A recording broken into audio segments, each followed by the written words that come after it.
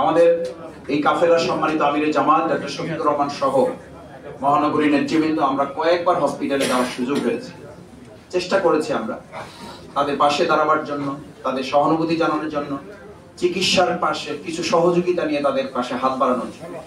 সেখানে কি আমাদের কাছে মনে হয়েছে যে আমাদের অধিকারের কথা আমাদের বলার সময় আসলে এখন এটা ঠিক, কিন্তু এই ভাইদের অধিকার, এই ভাইদের সুচিকিৎসা, এই ভাইদের পরিবারগুলোকে আরেকটু বুঝিয়ে, যে ভাইরা জীবন বাজি রেখেছেন, পুলিশ সামনে দাঁড়িয়েছেন, আপনারা দেখেছেন যে পুলিশের একটা ভিডিও ভাইরাল আছে যে স্যার আমরা একটা গুলি করি, একটাই মরে, একটাই আহত হয়, আর কেউ সেখান থেকে। এই যারা জীবন বাজি রেখেছে, আমরা আজকের এই প্রোগ্রাম থেকে তাদের প্রতি শ্রদ্ধার সাথে স্মরণ করছি। আল্লাহ তাআলা তাদেরকে স্বাধীনতা যোদ্ধা হিসেবে কবুল করুন। তাদের পরিবারগুলোকে আল্লাহ তাআলা তার দয়া, নিরাপত্তা, অনুগ্রহের চাদর দিয়ে হেফাজত করে যারা চিকিৎসাধীন আছেন তাদেরকে আল্লাহ পূর্ণ সুস্থতা দিয়ে হায়াত তাইয়্যিবা করে আমাদের মাঝে তাদেরকে ফিরিয়ে দিন। সম্মানিত সুধী মণ্ডলী, প্রধান অতিথি মূল্যবান কথা রাখবেন। আমি সংক্ষেপে দুটো কথা বলে শেষ করে দিতে চাই। প্রথম অনুরোধ হচ্ছে, আমরা যে জুলুমের, জালিমের রাজত্ব থেকে আল্লাহ তাআলা আমাদেরকে হেফাজত করেছেন, সেই আল্লাহ সুবহানাহু ওয়া তাআলাই মূলত তার পরিকল্পনা বাস্তবায়ন করেছে।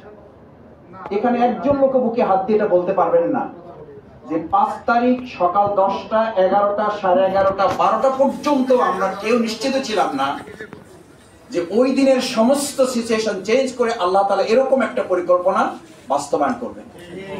আমরা বারবার এই কথা বলেছি, আমাদের শ্রদ্ধেয় উলামায়ে কেরামগণ বারবার বলেছে, যত ষড়যন্ত্রই করো, গোটা পৃথিবী যদি একদিকে থাকে, ওয়া মাকারু ওয়া মাকারাল্লাহ আল্লাহু খায়রুল মাকিরিন। আলহামদুলিল্লাহ, ওই দিন ছাত্র জনতা জীবন বাজি রেখেছেন, মূলত পরিকল্পনা বাস্তবায়ন করেছেন কে? আল্লাহ সুবহানাহু ওয়া তাআলা। যারা এক সারিতে বের হয়ে গেছেন এই দেশ থেকে, তারা 1 মিনিট আগেও জানতেন না তাদেরকে এই পরিণতির শিকার হতে হবে। সুতরাং আমরা যারা আছি আমাদেরকে ওটা মনে রাখতে হবে, সূরা নাসর আল্লাহ তাআলা এই বিজয় দিয়েছেন। ইযা জাআ নাসরুল্লাহি ওয়াল ফাত, এই বিজয় ছাত্র জনতা ভূমিকা রেখেছে, কিন্তু বিজয়টা এসেছে কার পক্ষে?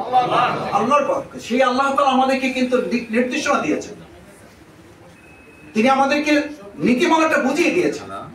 ওয়ারাআইতান নাসা ইয়াদখুলুনা ফি দীনিল্লাহি আফওয়াজা, এর মধ্যে কথা বলা আছে। আমাকে আস্তে আস্তে অনেকে বলেছেন, মাসুদ ভাই এটা শক্ত করে বলবেন, যারা আগে ছিলেন তারা দুর্নীতি করেছেন, তাদের ব্যাপারে আমরা মজবুত ছিলাম, আমরা লড়াই করেছি। আর সাথে এটাও বলবেন, আমাকে তারা অনুরোধ করেছেন বা পরামর্শ দিয়েছেন, অনেক মুরব্বী আমাকে বলেছেন যে এখন যদি কেউ এটা করে তাহলে শক্ত হতে দমন করা হবে। ফি দীনিল্লাহি আফওয়াজা, যখন দলে দলে এরকম লোক আসবে